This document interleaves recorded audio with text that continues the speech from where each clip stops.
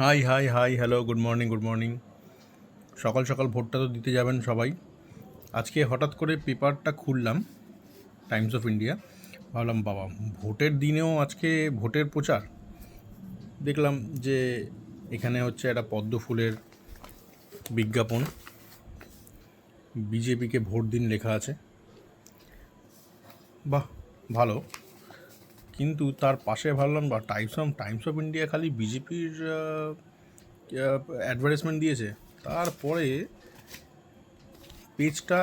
পেপারটা খুললাম, খুলতেই পেপারের ভেতরে আরেকটা পেপার। ওরে বাবা, এই দেখুন, এখানে কিন্তু টিএমসিরও বিজ্ঞাপন রয়েছে।